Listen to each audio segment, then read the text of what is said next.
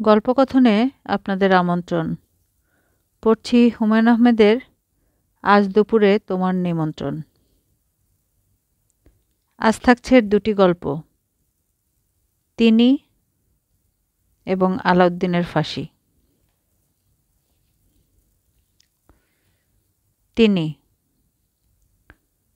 ভদ্রলোকের বয়স ৬০-এর কাছাকাছি। জুলফির চুল সব পাকা, মাথার চুলও পাকা, তবে কলপ দেবার অভ্যাস আছে। কলপের কারণে মাথার চুল কাঁচা মনে হচ্ছে। যদিও চুলের গোড়া সাদা হয়ে আছে, তার পরনে পাজামা পাঞ্জাবি। পাঞ্জাবির রং সামান্য হলুদ। কাপড়ের রঙের ভাষায় একেই সম্ভবত অফ হোয়াইট বলে। গড়পড়তা বাঙালির চেয়ে একটু লম্বা। গায়ের রং গৌর। মুখমণ্ডলে চারকোনা ভাব আছে। পশ্চিমবঙ্গের ঔপন্যাসিক সুনীল গঙ্গোপাধ্যায়ের চেহারার সঙ্গে তার চেহারার ভালো মিল আছে। তবে এই ভদ্রলোক সুনীলের মতো স্থূলকায় না। ভদ্রলোকের চোখে মেটালিক ফ্রেমের চশমা। চশমার কাচ তেমন ভারী না। কাচের ভিতর দিয়ে তার চোখ দেখা যাচ্ছে। চোখে ভরসা হারানোর দৃষ্টি। ভদ্রলোকের বড় ধরনের একটা সমস্যা হয়েছে। তিনি কিছুই মনে করতে পারছেন না। তিনি দাঁড়িয়ে আছেন এলিফ্যান্ট রোডের চশমার দোকানের সামনে। তার বাঁ পাশে একটা লোক পেয়ারা বিক্রি করছে। রাস্তা এবং ফুটপাতে প্রচুর ভিড়। খাম্বার মতো দাঁড়িয়ে থেকে তিনি লোক চলাচলের অসুবিধা করছেন। পেয়ারাওয়ালার দিকে একটু সরে গেলেন এবং বিস্ময়ের সঙ্গে চারপাশ দেখতে লাগলেন। মানুষের সাময়িক ব্ল্যাকআউট হয়, ব্লাড প্রেশার বেড়ে গেলে হয়, রক্তের সুগার বা অক্সিজেন কমে গেলে হয়। কিন্তু তার হয়েছেটা কি? স্থায়ী ব্ল্যাকআউট হয়ে গেছে। তিনি তার নাম মনে করতে পারছেন না, বাসা কোথায় মনে করতে পারছেন না, এখানে কেন দাঁড়িয়ে আছেন এবং কতক্ষণ দাঁড়িয়ে আছেন তাও মনে করতে পারছেন না। আতঙ্কে অস্থির হয়ে যাবার মতো ব্যাপার ঘটেছে। তবে তিনি এখনও অস্থির হননি। পুরো ঘটনায় বিস্ময়বোধই অভিভূত হয়েছেন। তার চিন্তাশক্তি যে কাজ করছে এতেই তিনি খানিকটা আশ্বস্ত বোধ করছেন। তার নিজেকে বুদ্ধিমান মানুষ বলে মনে হচ্ছে। একজন বুদ্ধিমান মানুষ নিজেকে খুঁজে পাবেই।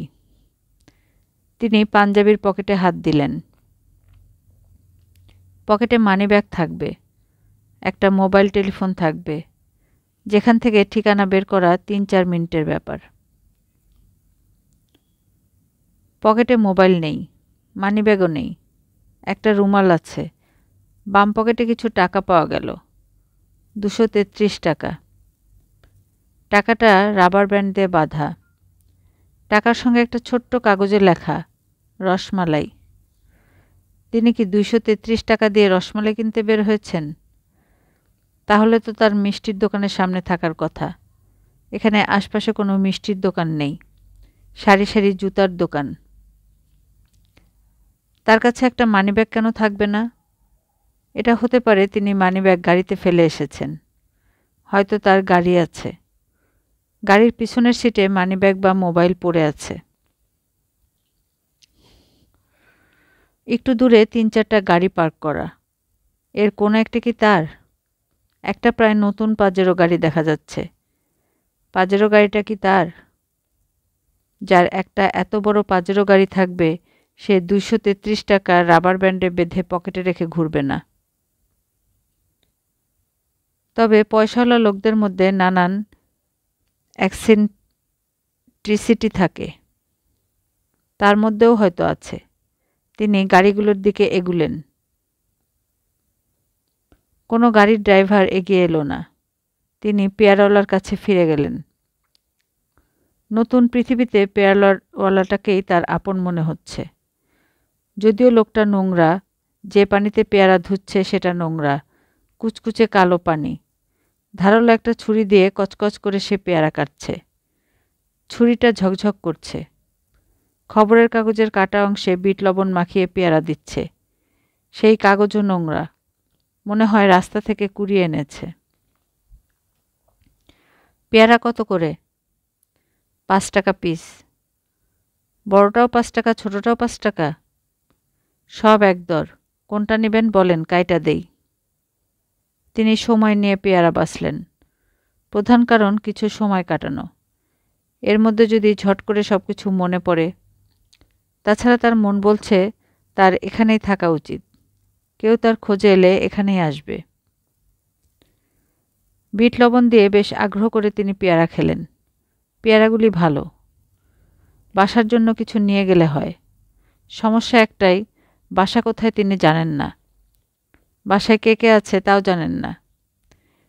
তাদের চেহারা কেমন কে জানে। নিজের চেহারাও দেখতে ইচ্ছা করছে। সেটা কোনো সমস্যা না, চশমার দোকানে ঢুকে পড়লেই হলো। চশমার দোকানে ঢোকার প্রয়োজনও আছে।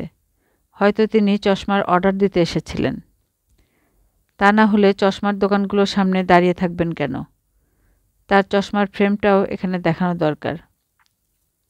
যদি চশমার ফ্রেম দামি হয় তাহলে নিজের সামাজিক অবস্থান সম্পর্কে একটা ধারণা হবে। সস্তা ফ্রেম হলে এলেবেলে ধরনের কেউ, রিটায়ার্ড স্কুল টিচার। একটা সিগারেট খেতে ইচ্ছে হচ্ছে।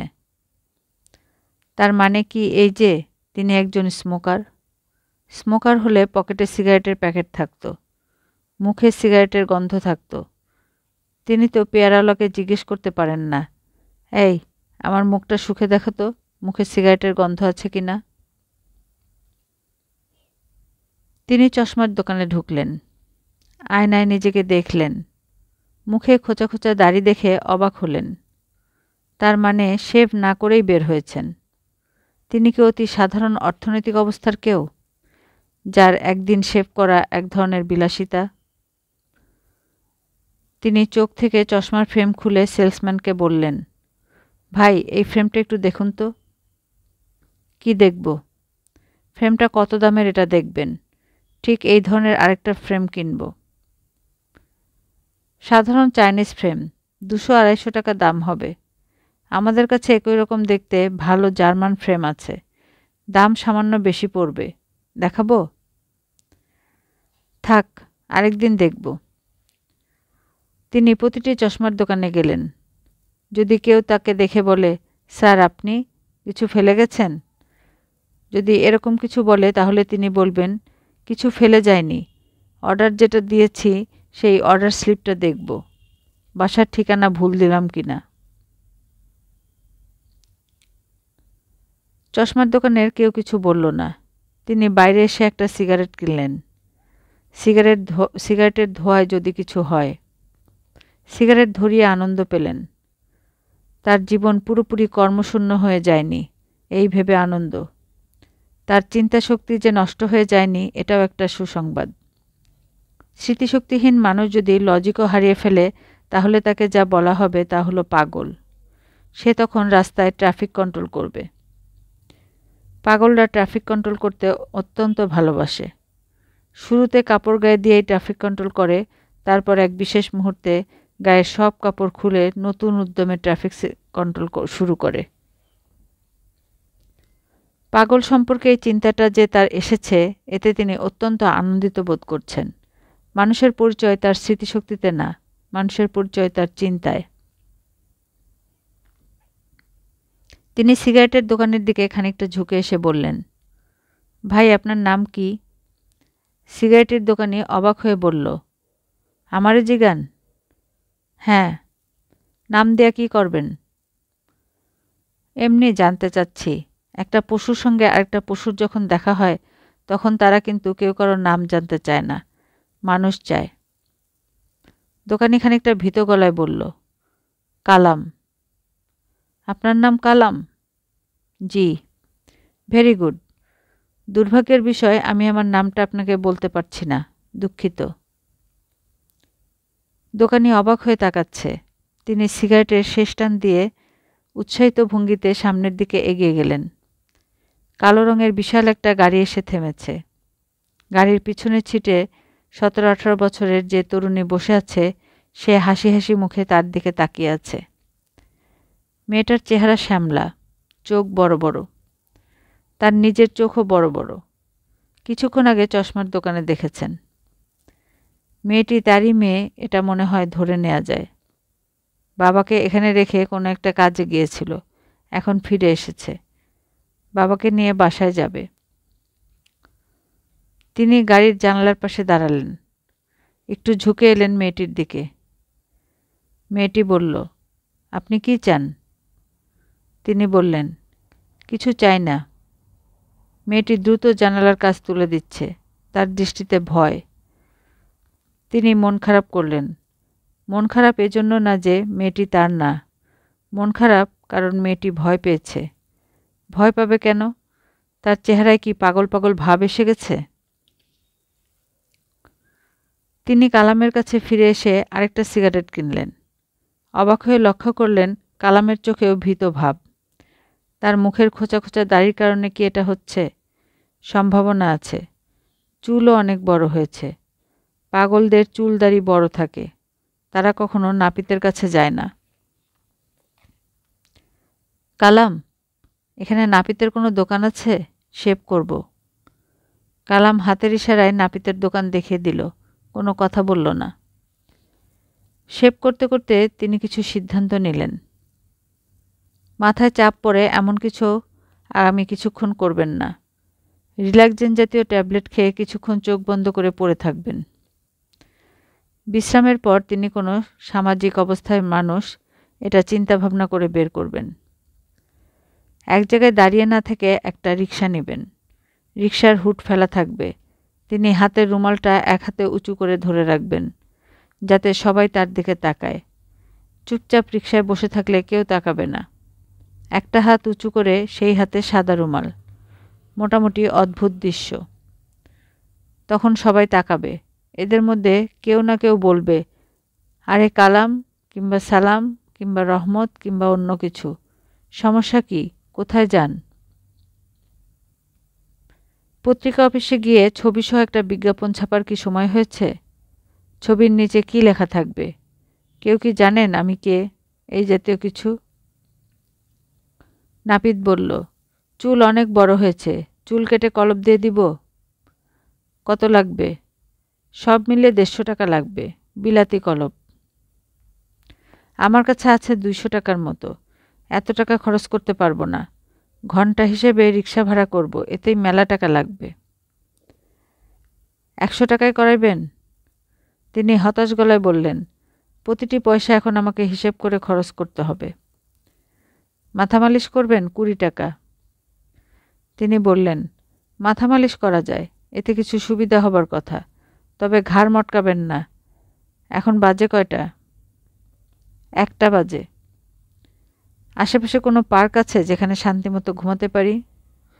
বাড়িতে গিয়ে ঘুমান। বাড়িতে গিয়ে ঘুমানোর সামান্য সমস্যা আছে। বুঝেছি, আর বলতে হবে না। সোহরাওয়ার্দী উদ্যানে চলে যান, ভালো একটা বেঞ্চি দেখে ঘুম দেন। আপনার নাম কি? নিবারণ। হিন্দু? যে হিন্দু। তিনি বিড়বিড় করে বললেন, আমি কোন ধর্মের কে জানে? নাপিত বলল, কি কইলেন? তিনি বললেন, কিছু বলছি না। নাপিত চুল টানছে, ঘাড়ে থাবা দিয়ে নানান চটকাচটকি করছে। বেশ আরাম লাগছে। আরামে কিছুক্ষণের জন্য ঘুমিয়েও পড়লেন। ঘুমের মধ্যে স্বপ্ন দেখলেন তিনি ট্রাফিক কন্ট্রোল করছেন, তবে তার গায়ে ট্রাফিক পুলিশের পোশাক। মুখে বাঁশিও আছে। ট্রাফিকের বিরাট বিশৃঙ্খলা অবস্থা, দৌড়াদৌড়ি ছুটোছুটি করে তিনি মোটামুটি সামলে ফেলেছেন। শুধু সিগারেটওয়ালা কালামকে সামলানো যাচ্ছে না। সে একটা ট্রাক নিয়ে বের হয়েছে। ট্রাকের একটা চাকা নর্দমায় পড়ে গেছে। স্যার, বিরাট ঘুম দিয়েছেন, এখন যান। তিনি নাপিতের চেয়ার থেকে লজ্জিত ভঙ্গিতে নামলেন। নাপিতকে পাওনার উপরে 10 টাকা বকশিশ দিলেন। ঘুমের কারণে শরীরটা ফ্রেশ লাগছে, তবে প্রচণ্ড ক্ষুধা বোধ হচ্ছে। ঢাকা শহরে নিশ্চয়ই তার কোনো একটা বাসা আছে, হয় বড়লোকের বাসা, নয় সাধারণ একটা বাসা। যাই থাকুক, বাসায় পৌঁছতে পারলে সাবান ডলে গরম পানি দিয়ে একটা ভালো গোসল দিয়ে খেতে বসতেন। খাবার পর গল্পের বই চোখের সামনে ধরে আরামের ভাত ঘুম। তিনি নাপিতের দোকান থেকে বের হয়ে একটা ফার্মেসিতে গেলেন। প্রেশার মাপালেন। প্রেশার ঠিক আছে। উপরেরটা 150, নিচেরটা 85-র কিছু কম। এই বয়সে 85 প্রেশার তেমন কিছু না। তিনি 2টা রিল্যাক্সিন কিনে ফার্মেসিতেই খেয়ে ফেললেন। নার্ভ রিল্যাক্সড হওয়া দরকার, এতে যদি কিছু মনে পড়ে। তার দরকার লম্বা ঘুম, নাপিতের দোকানে 3 মিনিটের ঘুম না। তিনি চলে গেলেন সোহরাওয়ার্দী উদ্যানে। খুবই আশ্চর্যের ব্যাপার, বিভিন্ন বেঞ্চে অনেকেই আরাম করে ঘুমাচ্ছে। তিনি একটা খালি বেঞ্চ খুঁজে বের করলেন। আর তখনই 13-14 বছরের এক ছেলে এসে বলল, খানা খাবেন স্যার? কী খানা? তেহারি, সঙ্গে হাফ ডিম আছে, 30 টাকা প্লেট। খাবো। বোতলের পানি দিব না কলের পানি? বোতলের পানি 5 টাকা, তবে কলের পানি কিন্তু ভালো, নিজের হাতে কল চাইপে আনি। কলের পানিই খাবো। নাম কি তোমার? জেমস। জেমস মানে কি, মণিমুক্তা? জানি না, আপনি বসেন, আমি খানা নিয়ে আসি। অন্যের কাছ থেকে খানা নেবেন না, আমি আপনারে বুক করেছি। আমি তোমার কাছ থেকেই খানা নেব, অন্যের কাছ থেকে নেব না। বালিশ লাগবে স্যার? বালিশ পাওয়া যায়? পাওয়া যায়, ঘন্টা হিসেবে ভাড়া, 2 টাকা ঘন্টা। বালিশ নেব। জেমস মানে যে মণিমুক্তা, এটা মনে পড়ায় তিনি খুবই আনন্দ পাচ্ছেন। ইংরেজি ভাষাটা জানা আছে, তার উচিত একটা ইংরেজি পত্রিকা জোগাড় করে পড়া। পড়লে বোঝা যেত ভাষার উপর তার দখল কতটা। জেমস ছেলেটাকে পাঠিয়ে একটা ইংরেজি পত্রিকা কেনাতে হবে। দুপুরের খাবারটা তিনি খুব আরাম করে খেলেন। তেহারি ছিল গরম এবং সুস্বাদু। তেহারির সঙ্গে সালাদ ছিল। সালাদের কাঁচামরিচ যথেষ্ট ঝাল। ঝাল মরিচের সঙ্গে গরম তেহারির তুলনাই হয় না। খাওয়া শেষ করে তিনি জর্দা দিয়ে পান খেলেন, একটা সিগারেট খেলেন, ভাড়া করা বালিশে মাথায় লিয়ে শুয়ে পড়লেন। জেমস বলল, টিপার পোলাপান দিব স্যার? শৈল টিপ্পা ঘুম পাড়ায় দিব, 5 টাকা নেবে। ডাকবো স্যার? তিনি বললেন, আচ্ছা ডাকো। তার কাছে এখন হঠাৎ মনে হচ্ছে তিনি আনন্দে আছেন। স্মৃতিশক্তি ফিরে আসার পর এই আনন্দ আর নাও থাকতে পারে। হয়তো জানা যাবে তার মাথা খারাপ ছিল, তাকে একটা ঘরে তালাবদ্ধ করে রাখা হতো, হঠাৎ সুযোগ পেয়ে তিনি পালিয়ে গেছেন। কিংবা জানা যাবে তিনি বাস করেন গুলশানে, লেকের পাড়ে তার বাড়ি। রোজ সন্ধ্যায় তিনি স্ত্রীর সঙ্গে লেকের পানি দেখতে দেখতে চা খান। এক ঘুমে তিনি বাকি দিন পার করলেন। গা টেপা ছেলেটা চলে গেছে, মাথার নিচের বালিশটাও নেই, পকেটের টাকা, টাকার সঙ্গে রসমালাই লেখা কাগজের টুকরাটাও নেই। কে লিখেছিল লেখাটা? তার বড় মেয়ে। আঙ্কেল, কিছু লাগবো? তিনি চমকে তাকালেন। তার সামনেই অল্প বয়সী একটা মেয়ে ঠোঁটে কড়া লিপস্টিক মেখে দাঁড়িয়ে আছে। অন্ধকারে ঠোঁট নিগ্রো মেয়েদের মতো মোটা এবং কালো দেখাচ্ছে। মেয়েটার পরনে লাল শাড়ি, শাড়ির লাল রঙে টের পাওয়া যাচ্ছে। হাতে বেলি ফুলের মালা জড়ানো। লাগবো কিছু আঙ্কেল? আমার বয়স কিন্তু কম, 15 বছর। আমার কিছু লাগবে না। তোমার নাম কি? মেয়েটা বেঞ্চিতে বসতে বসতে বলল, এক এক দিন এক এক নাম নেই, আজ আমার নাম কমলা। তিনি বললেন, কমলা, আমি একটা বিরাট বিপদে পড়েছি। কী বিপদ তোমাকে বলতে পারছি না, কারণ তুমি কিছু করতে পারবে না। কমলা বলল, চা খাইবেন? চা খাবো না, আমার পকেটে টাকা পয়সা নেই, সামান্য যা ছিল কে যেন নিয়ে গেছে। কমলা বলল, চায়ের পয়সা আমি দিব, চা খান। তুমি চা খাওয়াবে? দোষ কি, খাওয়াইলাম 1 কাপ চা। তিনি ধরা গলায় বললেন, কমলা, তুমি যাই করো না কেন, তুমি অতি ভালো একটা মেয়ে, আমার মেয়ের মতোই ভালো। আপনার একটাই মেয়ে? জানি না কমলা। জানেন না কেন? জটিল ঝামেলায় পড়েছি কমলা। কমলা বিস্মিত গলায় বলল, কাঁদতেছেন কেন? তিনি জবাব দিলেন না, রুমাল দিয়ে চোখ মুছতে লাগলেন। রাত 11টা, হালকা বৃষ্টি পড়ছে, দোকানপাট সব বন্ধ, রাস্তা ফাঁকা। এলিফ্যান্ট রোডের চশমার দোকানগুলির সামনে তিনি দাঁড়িয়ে দাঁড়িয়ে ভিজছেন। তার প্রচণ্ড ভয় লাগছে।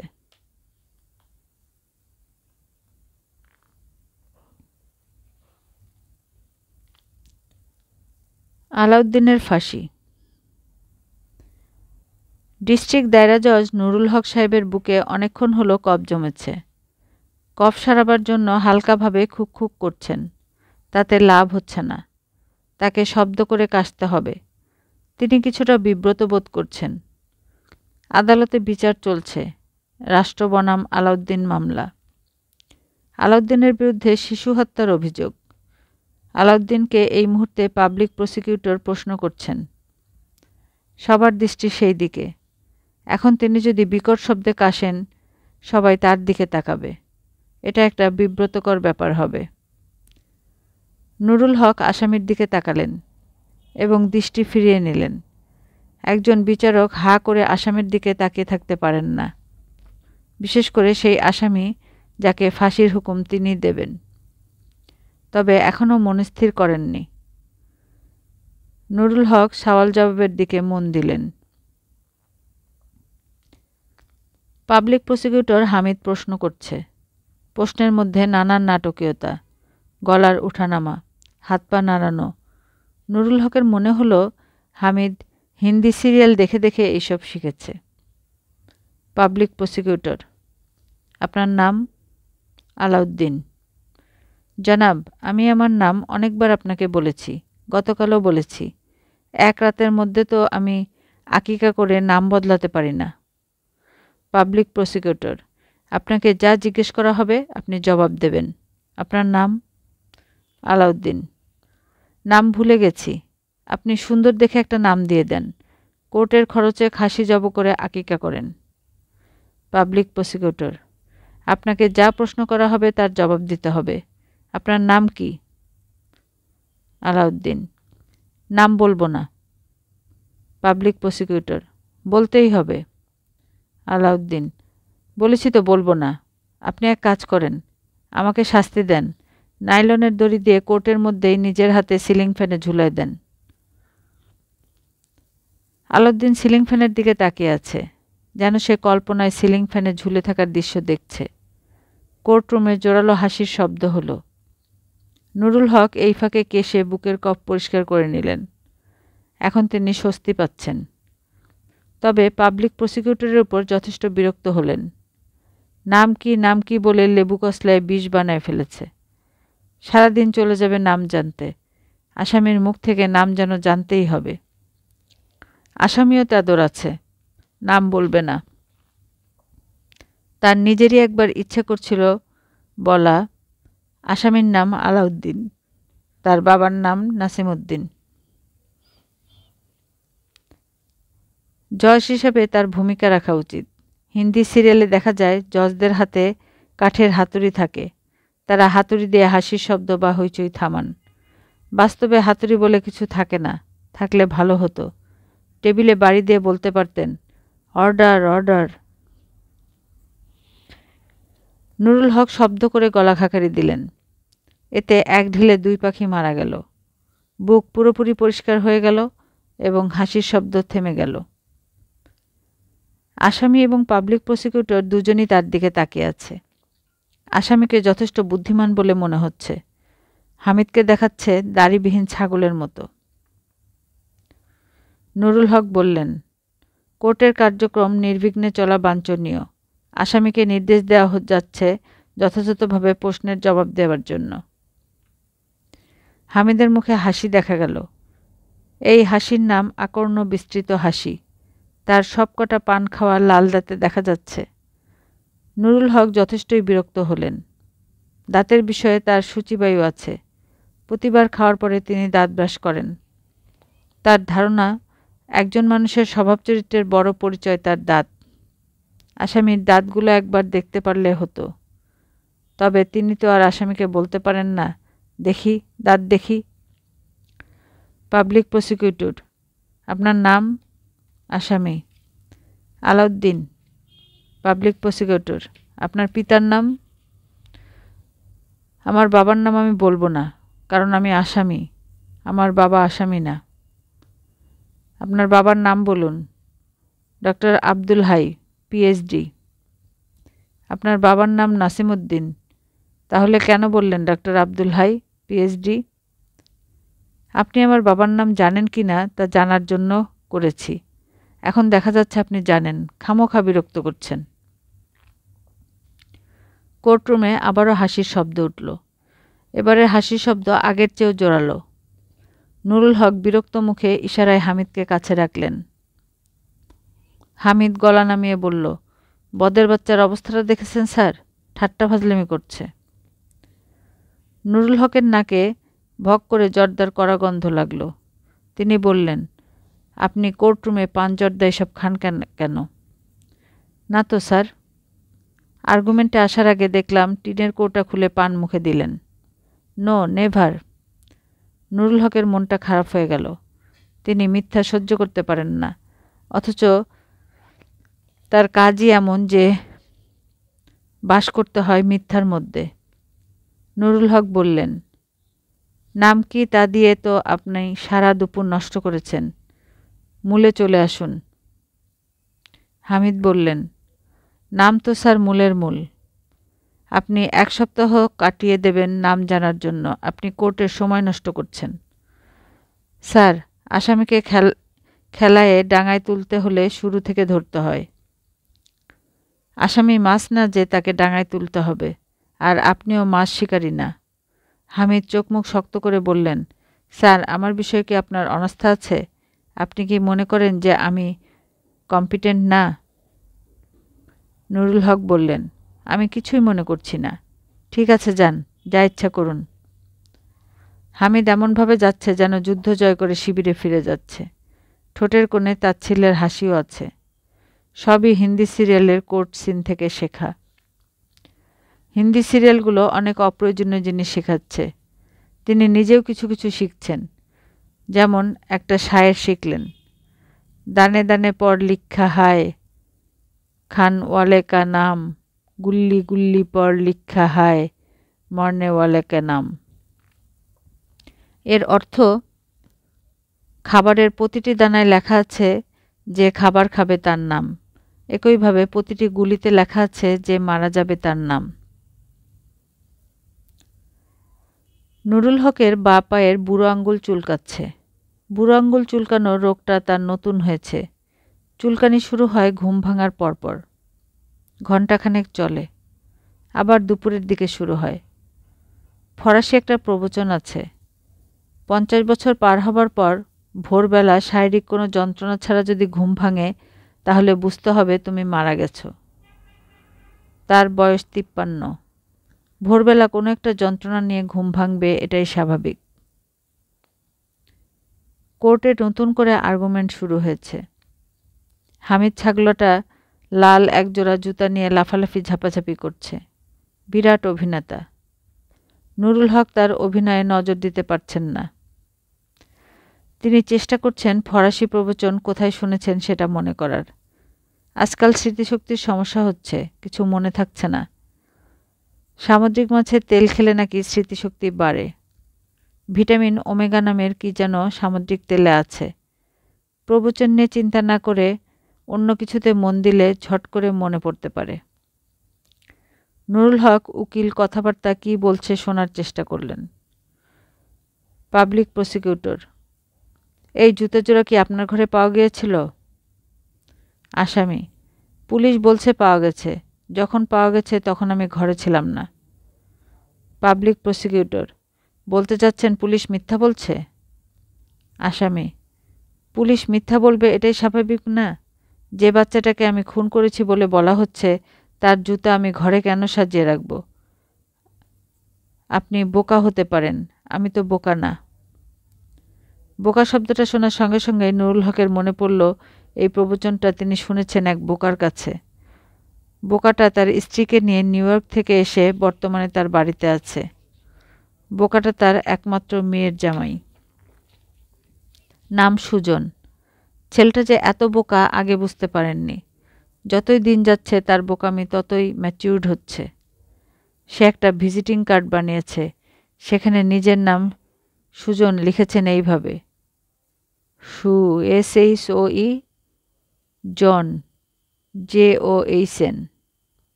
ইউরোপ আমেরিকায় জন মানে বাথরুম, তাহলে তার নামের অর্থ দাঁড়াচ্ছে জুতা বাথরুম।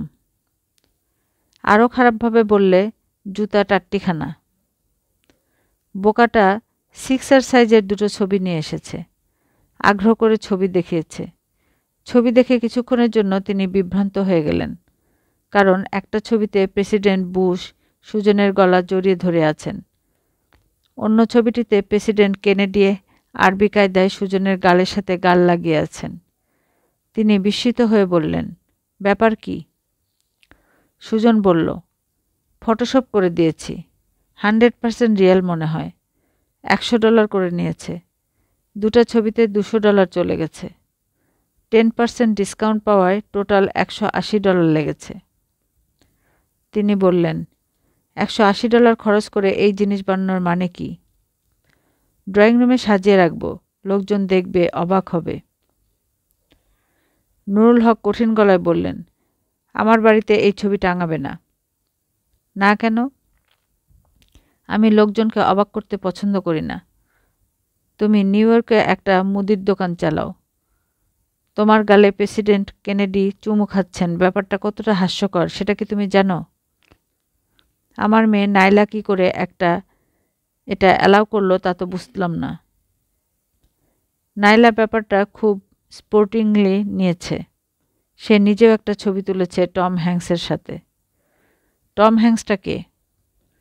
ফিল্মের হিরো, পলিটিক্যাল কেউ না, সুপার হিরো। সেই ছবি কোথায়? সেই ছবি দেখলে আপনি রাগ করতে পারেন, এই জন্য আপনাকে দেখানো হয়নি। তবে রাগ করার কিছু নাই, পুরোটাই তো ফেক। আব্বা কি ছবিটা দেখতে চান? হ্যাঁ চাই। একটা সেকেন্ড, আমি নিয়ে আসছি। ছবি দেখে নুরুল হক হতভম্ব। ছবিতে বোকা বোকা চেহারার এক যুবক নাইলাকে জড়িয়ে ধরে চুমু খাচ্ছে।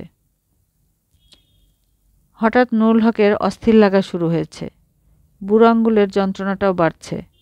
তিনি জটিল আর্গুমেন্ট থামিয়ে উঠে দাঁড়াতে দাঁড়াতে বললেন, আদালত আজকের মতো শেষ। তিনি এজলাস সেরে খাস কামরার দিকে এগুচ্ছেন। পিছনে পিছনে আসছে হামিদ। হামিদ বলল, স্যার কি কোনো কারণে আমার উপর বিরক্ত? মিথ্যা কথা বলার জন্য সামান্য বিরক্ত। মিথ্যা কথা কখন বললাম? ও আচ্ছা, পান খাওয়ার বিষয়টা বলছেন। মনের ভুলে এক খিলি পান মুখে দিয়ে ফেলতেও পারি। Sorry for that. এরকম আর হবে না। ঠিক আছে। স্যার, আমার আর্গুমেন্ট কেমন দেখলেন? ব্যাটাকে তো শুয়ে ফেলেছিলাম। আজ যদি আরেকটু সময় দিতেন তাকে পুরোপুরি নক আউট করে দিতাম। বদমাইশ। নুরুল হক বললেন, আমার পিছনে পিছনে আসবেন না প্লিজ। নুরুল হক আজ অন্য দিনের চেয়ে সকালে বাড়ি ফিরলেন। বসার ঘরে ঢুকেই মেজাজ খারাপ হয়ে গেল। প্রেসিডেন্ট বুশ আর মেয়ের জামাইয়ের ছবি বাঁধানো অবস্থায় ঝুলছে। প্রেসিডেন্ট কেনেডির ছবিটাও নিশ্চয় আছে, অন্য কোনো ঘরে ঝুলানো হয়েছে। নুরুল হকের ধারণা ভুল না। দ্বিতীয় ছবিটি তারই শোবার ঘরে, নাইলার মায়ের ছবির পাশে সাজানো। জামাইয়ের স্পর্ধা দেখে তিনি স্তম্ভিত হলেন। 3 বছর সশ্রম কারাদণ্ডের মতো অপরাধ করেছে বলে তার ধারণা। পেনাল কোডে নতুন নতুন ধারা যুক্ত করার সময় হয়েছে। পৃথিবী বদলাচ্ছে, সময় বদলাচ্ছে, নতুন নতুন অপরাধ তৈরি হচ্ছে। বাবা, কখন এসেছ? নুরুল হক মেয়ের দিকে তাকালেন। মেয়ের মুখ হাসি হাসি, তার গায়ে অ্যাপ্রন, মনে হয় রান্নাবান্নায় ব্যস্ত। নাইলা বলল, বাবা, আজ আমেরিকান ডিশ খাওয়াবো, বিফ রোস্ট। নুরুল হক বললেন, ভাত কি রান্না হচ্ছে? নাইলা বলল, বিফ রোস্ট ভাত দিয়ে কেউ খায় না বাবা, স্মেশড পটাটো করছি। নুরুল হক বললেন, এইসব আবর্জনা আমি খাই না। ডাল ভাত করতে বল, ডিম ভাজতে বল। এত কষ্ট করে রান্না করেছি, তোরা 2 জন মিলে খা। আরেকটা কথা, তুই কোনো অভিনেতাকে নিয়ে যে ছবিটা তুলেছিস সেটা কুচি কুচি করে ছিঁড়ে ফেলবি, আজই ছিঁড়বি। নাইলা বলল, বাবা, ওইটা তো একটা ফেক ছবি। নুরুল হক বললেন, ফেক আলামত তুচ্ছ করার বিষয় না। অনেক সময় ফেক আলামত ফেক কথাবার্তায় ফাঁসি হয়ে যায়। একটা ছবি তোলার জন্য আমার ফাঁসি হয়ে যাবে? গাধা বিয়ে করে তুই গাধী হয়ে যাচ্ছিস। এর বেশি আমি আর কিছু বলবো না। তোর গাধা স্বামীকে জিজ্ঞেস কর সে কোন সাহসে তার মৃত শাশুড়ির ছবির পাশে তার এই ছবি টাঙিয়েছে। নায়লা বলল, ওই জায়গাটায় পেরেক পোতা ছিল বলে আমি নিজে টাঙিয়েছি। নুরুল হক বললেন, তোর 5 বছর সশ্রম কারাদণ্ড এবং 10,000 টাকা জরিমানা হওয়া উচিত। অনাদায়ে আরও 2 বছর কারাদণ্ড।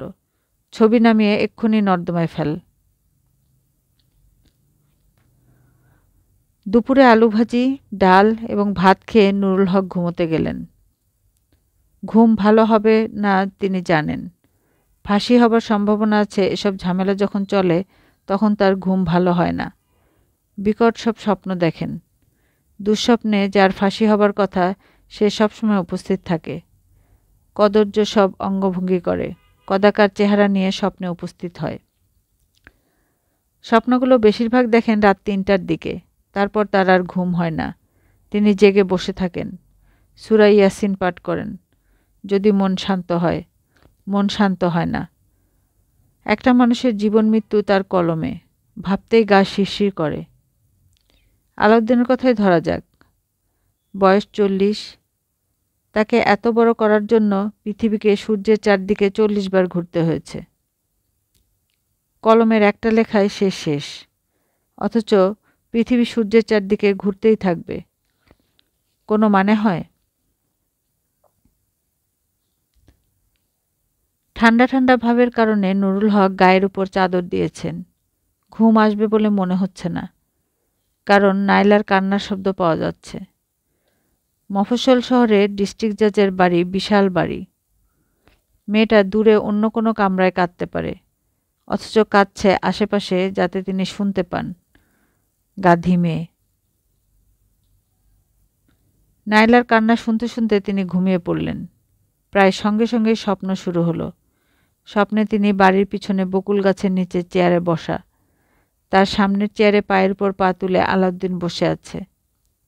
আলাউদ্দিনের হাতে পানের কৌটা। সে একটা পান মুখে দিয়ে পিক ফেলল। পিকের রং টকটকে লাল।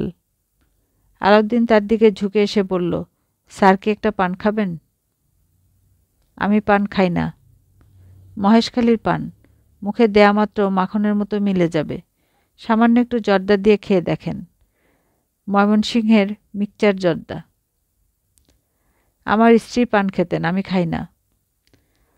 আচ্ছা স্যার, মামলার অবস্থাটা কি বলেন? পুলিশের সাক্ষী প্রমাণ তো খুবই দুর্বল। একজন পানওয়ালা জোগাড় করেছে, যে বলেছে আমি বাচ্চাটাকে কোলে নিয়ে তার দোকান থেকে ম্যাঙ্গোবার কিনে বাচ্চার হাতে দিয়েছি। পুলিশের জোগাড় করা মিথ্যা সাক্ষী। নুরুল হক বললেন, মিথ্যা সাক্ষীর উপরও অনেক সময় ফাঁসি হয়। আপনার ক্ষেত্রে হবে না, আপনি কঠিন লোক। তবে স্যার, পাবলিক প্রসিকিউটর জুতোজোড়া নিয়ে যে যাত্রাপালার পাঠ গাওয়া শুরু করেছে সেটা বন্ধ করা দরকার। এই বিষয়ে কি আপনি একমত? যে কাঁদছে সে আপনার মেয়ে? তার সন্তানাদি কি? তাদের কোনো ছেলে মেয়ে নেই। অনেক চেষ্টা করেছে, লাভ হয়নি। টেস্ট টিউবে যেতে বলেন। এইসব নিয়ে তোমার সঙ্গে আলাপ করতে চাচ্ছি না। আলাউদ্দিন আরেকটি পান মুখে দিতে দিতে বলল, ছেলেপুলে না হওয়ার ভালো দিকও আছে। ভালো দিক কি?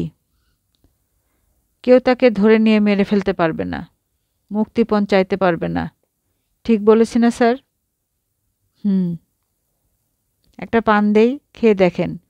মৃতা স্ত্রীর কথা মনে করে খাবেন। তার স্মৃতির প্রতি সম্মান দেখানো হবে। স্যার, পান দেব? দাও। স্বপ্নের মধ্যে পান চিবুতে চিবুতে তার ঘুম ভাঙল। অনেকক্ষণ ঘুমিয়েছেন। ঘর অন্ধকার, বাইরে বৃষ্টি পড়ছে। নাইলা ঘরে ঢুকে বাতি জ্বালালো। নরম গলায় বলল, বাবা চা দেব? দে। চায়ের সঙ্গে 1 পিস কেক খাবে? ফ্রুট কেক আমি বানিয়েছি। না, শুধু চা। নাইলা চা আনতে গেল। তিনি স্ত্রীর ছবির দিকে তাকালেন। ছবির পাশে কেনেডি সাহেবের ছবি নেই। তিনি স্বস্তির নিঃশ্বাস ফেললেন। নাইলা চা এনে বাবার পাশে বসল। আদুরে গলায় বলল, তুমি হুটহাট করে এমন রাগ করো কেন বাবা? নুরুল হক বললেন, বয়স হয়েছে মনে হয় এই জন্যে। নাইলা বলল, বাবা আমি তোমার সঙ্গে 9 মাস থাকব। নুরুল হক বললেন, থাকতে চাইলে থাকবি, সমস্যা কি? তোমার জামাইও থাকবে, সে আমাকে ছাড়া 1 ঘন্টাও থাকতে পারে না, এই জন্য থাকবে। আমি বললাম, তোমার গ্রোসারি শপের কি হবে? সে বলল, গোল্লায় যাক গ্রোসারি শপ, তুমি যেখানে আমি সেখানে। নুরুল হক কিছু বললেন না, চায়ে চুমুক দিলেন। চাটা খেতে ভালো হয়েছে। নাইলা বলল, বাবা 9 মাস কেন তোমার এখানে থাকবো বুঝতে পেরেছ? বাবার সঙ্গে থাকবে, এর মধ্যে বুঝাবুঝির কি আছে? নাইলা বলল, আমার বাচ্চা হবে, এখন 2 মাস। আমেরিকান ডাক্তার পরীক্ষা করে বলেছেন। বাবা তুমি আমাদের দুজনকে গাধা বলো, তোমারও কিন্তু বুদ্ধি কম। এতদিন বাচ্চা হবার খবরটা বলিস নাই কেন? লজ্জা লাগছিল বাবা। নুরুল হক বললেন, আয় আমার কোলে মাথা রেখে কিছুক্ষণ শুয়ে থাক। নাইলা বাবার কোমর জড়িয়ে সঙ্গে সঙ্গে কোলে মাথা রেখে শুয়ে ফোঁপাতে লাগল। নুরুল হক বললেন, তোর জামাই কোথায়? নাইলা বলল, আশেপাশেই আছে, তোমাকে খুব ভয় পায় তো এজন্য দূরে দূরে থাকে। কোর্ট শুরু হয়েছে। আলাউদ্দিন আজ হালকা নীল রঙের হাফ শার্ট পরেছে, তাকে সুন্দর লাগছে। নুরুল হক পাবলিক প্রসিকিউটরের হাত থেকে জুতো জোড়া চেয়ে নিলেন। 1.5-2 বছর বয়সী ছেলের রঙিন জুতা, চাপ দিলেই বাজনা বাজে। জুতার একপাশ থেকে আলো বের হয়, সুন্দর সুন্দর জিনিস বের হচ্ছে। এরকম একজোড়া জুতা তাকে তার নাতি বা নাতনির জন্যও কিনতে হবে। জুতা পায়ে সে ঘুরবে, ক্যাচ ক্যাচ করে বাজনা বাজবে। বাচ্চার মা নিশ্চিত থাকবে বাচ্চা জুতা পায়ে কোথায় যাচ্ছে শব্দ শুনে বোঝা যাবে। নুরুল হক বেশ কয়েকবার জুতা টিপে আওয়াজ করলেন। শব্দটা শুনতে ভালো লাগছে। একজন জজ সাহেব জটিল খুনের মামলায় জুতা নিয়ে খেলতে পারেন না। তিনি কাঠগড়ার দিকে তাকালেন। কাঠগড়ায় আছেন নিজাম, পানবিড়ি দোকানের মালিক। তাকে ভীত এবং চিন্তিত লাগছে। মনে হয় সে জীবনের প্রথম কাঠগড়ায় উঠেছে। হতাশ চোখে চারদিকে দেখছে। তার কপাল ভর্তি ঘাম। একটু পরপর সে অতি নোংরা রুমাল দিয়ে কপাল মুছল। উকিল প্রশ্ন শুরু করলেন। আসামিপক্ষের উকিল, সাত্তার নাম, অতি ধুরন্ধর, হামিদের মতো গর্দভ শ্রেণীর না। উকিল, আপনার নাম? জনাব, আমার নাম নিজাম। আপনার একটা পানের দোকান আছে? জি। আপনি আসামিকে চেনেন? জি, উনি আমার দোকান থেকে একটা ম্যাঙ্গো বার কিনে বাচ্চাকে দিয়েছেন। আপনার দোকানে তো বহু লোক আসা যাওয়া করে, আসামির কথা মনে রেখেছেন কিভাবে? উনি কি প্রায়ই আপনার দোকান থেকে সিগারেট, পান, বিড়ি এসব কিনতেন? জি স্যার। একটা ছোট্ট সমস্যা হলো, আসামি পানও খায় না, সিগারেটও খায় না, সে কেন রোজ আপনার দোকান থেকে পান সিগারেট কিনবে? নিজাম হতাশ চোখে তাকালো, ঢোক গিলল। উকিল, ওই প্রসঙ্গ থাক, জুতা জোড়ার দিকে তাকান। জুতা জোড়া চেনেন? জি স্যার, বাচ্চাটার পায়ে ছিল। একটা বাচ্চা কাঁদছে, তাকে আপনি ম্যাঙ্গো বার দিলেন। আপনার তো বাচ্চাটার দিকে তাকিয়ে থাকার কথা, আপনি জুতার দিকে তাকিয়েছিলেন কেন? স্যার, জুতার ক্যাসক্যাস শব্দ হয়েছে, এই জন্য জুতার দিকে তাকিয়েছি। আপনি জবানবন্দিতে বলেছেন আসামি বাচ্চাটিকে কোলে নিয়ে আপনার দোকানে এসেছে। বাচ্চা কোলে থাকলে তো জুতার ক্যাসক্যাস শব্দ হবে না, ঠিক কিনা বলুন? জি স্যার, ঠিক। মিথ্যা সাক্ষী দিচ্ছেন কেন? মিথ্যা না স্যার, সত্যি। আপনাকে আমার আর জিজ্ঞেস করার কিছু নেই, আপনি কাঠগড়া থেকে নেমে যেতে পারেন। কাঠগড়া থেকে নামতে গিয়ে নিজাম হুমড়ি খেয়ে পড়ে গেল। উকিল বললেন, মাননীয় আদালতকে একটা বিষয় জানাতে চাচ্ছি। নিজাম নামের এই লোক পুলিশের সোর্সের একজন। পুলিশের মামলায় সে প্রায়ই সাক্ষ্য দেয়। এর আগে 3 বার সে ছিনতাই মামলায় সাক্ষ্য দিয়েছে। প্রতিবারই সে ছিনতাই হতে দেখেছে, কিংবা ছিনতাইকারী তার দোকান থেকে বিড়ি সিগারেট কিনেছে। নুরুল হক কোর্টের কার্যক্রম শেষ করে উঠে দাঁড়ালেন। আজ বৃষ্টি হচ্ছে, ভালো বৃষ্টি। ইচ্ছে করছে একটা রিকশা নিয়ে ভিজতে ভিজতে বাড়ি ফিরতে। তা সম্ভব না, তাকে গাড়ি নিয়েই ফিরতে হবে। দুপুরে মেয়ে জামাইকে নিয়ে খেতে বসেছেন। বাবুর্চি সালাম রান্না করছে। সজনে ডাঁটা দিয়ে পাবদা মাছ। পাবদা মাছের সঙ্গে সজনে যায় না, তারপরেও খেতে ভালো হয়েছে। তার মেজাজ এখন বেশ খারাপ, কারণ মেয়ে জামাই মুরাদ কাঁটা চামচ দিয়ে পাবদা মাছ খাচ্ছে। মুরাদ বলল, আব্বা, আপনার মামলার কথা সালামের কাছ থেকে শুনেছি, ফাঁসি কি হবে? নুরুল হক বললেন, এখনও তো মামলা শেষ হয় নাই। মুরাদ বলল, বছরের পর বছর মামলা নাচে নিয়ে লটারিতে চলে যাওয়া দরকার, সময় বাঁচে। নুরুল হক বললেন, লটারি মানে? মুরাদ বলল, একটা কাগজে লেখা থাকবে দোষী, আরেকটায় লেখা থাকবে নির্দোষী। বিসমিল্লা বললে আপনি কাগজ তুলবেন, যেটা উঠবে সেটা। দোষী উঠলে ফাঁসি, নির্দোষী উঠলে খালাস। নুরুল হক বললেন, আমি খাবার টেবিলে কথাবার্তা পছন্দ করি না, নিঃশব্দে খাও। মুরাদ বলল, খাওয়ার টেবিলে আলাপ আলোচনা হজমের সহায়ক। আমি রিডার্স ডাইজেস্টে পড়েছি, একটা অসাধারণ পত্রিকা, সব ইনফরমেশন আছে। নুরুল হক আধ খাওয়া অবস্থায় টেবিল ছেড়ে উঠে পড়লেন। রাতে তার জ্বর উঠল। তিনি জ্বর গায়ে গোসল করে পাক পবিত্র হয়ে ইস্তেখারায় বসলেন। যদি আল্লাহ পাক স্বপ্নে কোনো ইশারা দেন। এ ধরনের মামলা চলার সময় তিনি সববারই ইস্তেখারা করেন, কোনো লাভ হয় না। ইস্তেখারায় প্রশ্নের উত্তর প্রতীকের মাধ্যমে আসে। প্রতীক থেকে অর্থ উদ্ধার সহজ কর্ম না, বড় বড় আলেম ছাড়া কেউ পারে না। ইস্তেখারায় স্বপ্নে দেখলেন দুটা দাঁড় কাক, একজন আরেকজনকে ঠুকরে মাংস ছেড়ে নিচ্ছে। কাক দুটি কা কা করছে না, ছোট বাচ্চাদের মতো কাঁদছে। ভয়ঙ্কর দুঃস্বপ্ন। বাকি রাত তিনি জেগে কাটালেন। তদন্তকারী পুলিশ ইন্সপেক্টর কাঠগড়ায় দাঁড়িয়েছিলেন, মামলার বিষয়ে গুরুত্বপূর্ণ সাক্ষ্য দেবেন। পুলিশ ইন্সপেক্টর, আসামি ছেলেটার বাবা মার কাছ থেকে মুক্তিপণ হিসেবে 20 লক্ষ টাকা চেয়েছিল। ছেলেটার বাবা 10 লক্ষ টাকা জোগাড় করে পাঠান। পুলিশকে এই বিষয়ে তারা কিছুই জানাননি। আসামি 10 লাখ টাকার ব্রিফকেস রেখে আরও 10 লাখের জন্য চাপ দেয়। তখন তারা পুলিশকে জানায়। আমরা তখন ফাঁদ পাতি। আসামিকে আরও 10 লাখ টাকা নেবার জন্য নির্দিষ্ট জায়গায় যেতে বলি। আসামি আসে, আমরা তাকে গ্রেফতার করি। আমরা তার মোবাইল সেট জব্দ করি। মোবাইল থেকে যে টেলিফোন করে টাকা চাওয়া হয়েছে তা ফোনের রেকর্ড থেকে নিশ্চিত হই।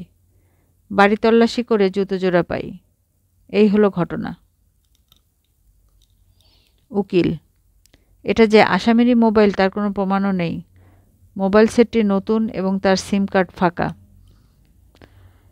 ইন্সপেক্টর, ফাঁকা বলবেন না, এই সিম কার্ডেই বাচ্চার বাবা মাকে টাকা চেয়ে টেলিফোন করা হয়েছে। বাচ্চাটির ডেড বডি আপনারা কোথায় খুঁজে পান? আশুলিয়ায় একটা বস্তার ভিতর ভরে পানিতে ডুবিয়ে রাখা হয়েছিল। ডেড বডির সন্ধান কি করে পেলেন? আসামি বলেছে? না, ডেড বডি ভেসে উঠেছিল। স্থানীয় লোকজন পুলিশে খবর দেয়। বাচ্চাটির মৃতদেহের ছবি কয়েকটি দৈনিক পত্রিকায় প্রকাশিত হয়েছিল। এই বিষয়ে জানেন? জানি।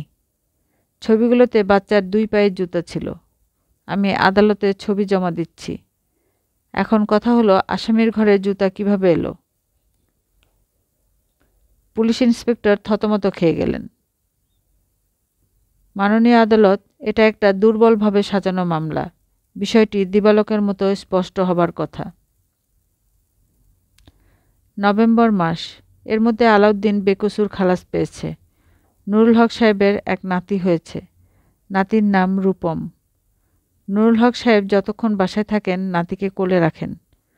নায়লা দূর থেকে লক্ষ্য করেছে তার বাবা 1 মাস বয়সী নাতির সঙ্গে বিড়বিড় করে মামলা মোকদ্দমার গল্প করেন।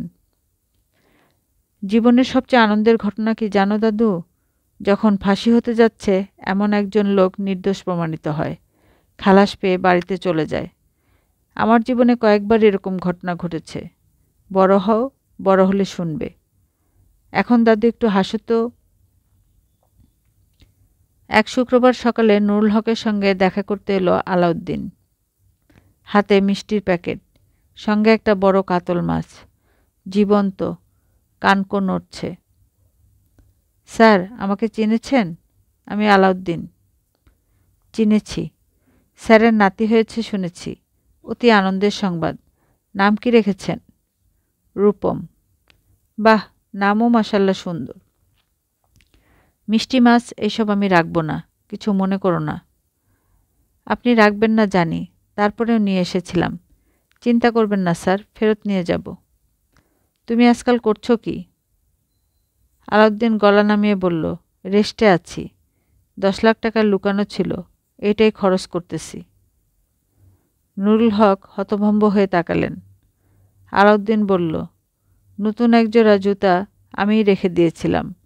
পুলিশ যখন আলামত হিসেবে জুতা জব্দ করেছে তখনই বুঝেছি মামলা ডিসমিস। হা হা হা, খুন আমিই করেছি। আপনার মতো ঝানু লোক ধোঁকা খেয়েছেন, এটাই আনন্দের। আজকের পর্বের এখানেই সমাপ্তি। গল্প শুনতে ভালো লাগলে সাবস্ক্রাইব করতে ভুলবেন না। ভালো থাকুন, সুস্থ থাকুন। আল্লাহ হাফেজ।